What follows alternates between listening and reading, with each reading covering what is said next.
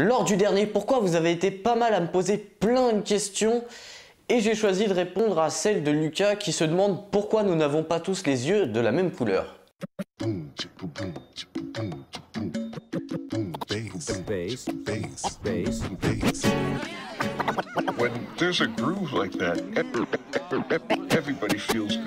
Nous appartenons tous à la même espèce, l'espèce humaine, mais pourtant nous sommes tous différents. Bah oui, nous possédons tous des caractéristiques qui nous sont propres, comme par exemple la forme de notre visage, la couleur de notre peau, ou encore la couleur de nos yeux. Mais ces caractéristiques propres ne viennent pas de nulle part, hein.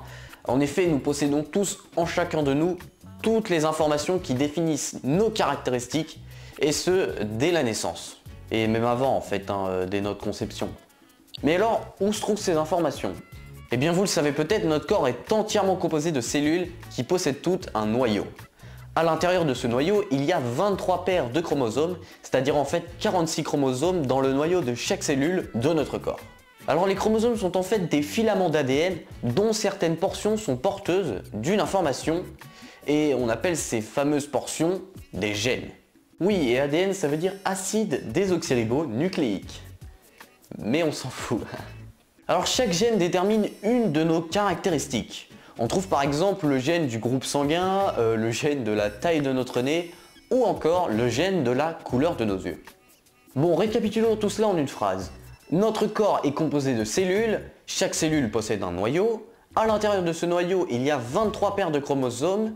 Un chromosome est une suite de gènes, un gène étant fait d'ADN et déterminant une de nos caractéristiques. On y arrive. Le gène responsable de la couleur dominante de nos yeux se trouve sur la paire de chromosomes numéro 15. Il existe donc en deux exemplaires, un sur le premier chromosome numéro 15 et l'autre sur le second chromosome numéro 15. En fait, un de ces exemplaires nous a été donné par notre mère et l'autre par notre père et ils peuvent se décliner en deux versions, une version foncée et une version claire. Ça veut dire qu'il peut y avoir en fait deux cas de figure. Un premier cas de figure dans lequel nos parents nous ont donné deux versions identiques du gène couleur des yeux. Par exemple, notre mère nous a donné la version foncée et notre père la version foncée également. Dans ce cas-là, nous aurons les yeux foncés. Le deuxième cas de figure est celui dans lequel nos parents nous ont donné deux versions différentes du gène couleur des yeux. Par exemple, notre mère nous a donné la version claire et notre père nous a donné la version foncée. Dans ce cas-là, ce sera toujours la version foncée qui emportera sur la version claire. Cela veut dire que pour avoir les yeux clairs, il faut que votre mère et votre père vous aient donné la version claire du gène couleur des yeux. Si l'un vous a donné la version claire et l'autre vous a donné la version foncée, alors vous aurez les yeux foncés.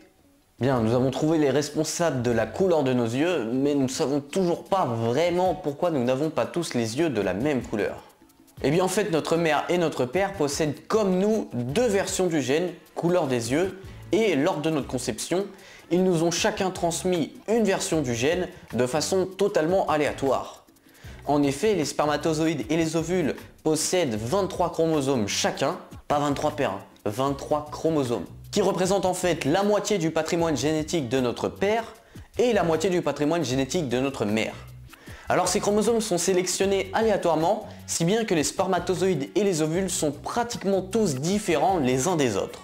Lors de la reproduction, les 23 chromosomes de l'ovule et les 23 chromosomes du spermatozoïde se rassemblent pour former 23 paires de chromosomes qui constituent notre patrimoine génétique propre, qui est donc formé de chromosomes sélectionnés de manière aléatoire. Cela explique donc pourquoi nous n'avons pas tous les yeux de la même couleur.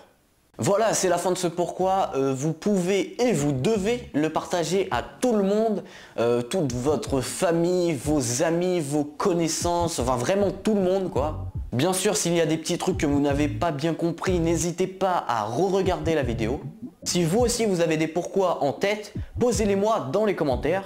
Enfin, si vous ne l'êtes pas encore, abonnez-vous pour ne rater aucune des prochaines vidéos. Et puis bon, je vous dis à très vite pour de prochaines aventures.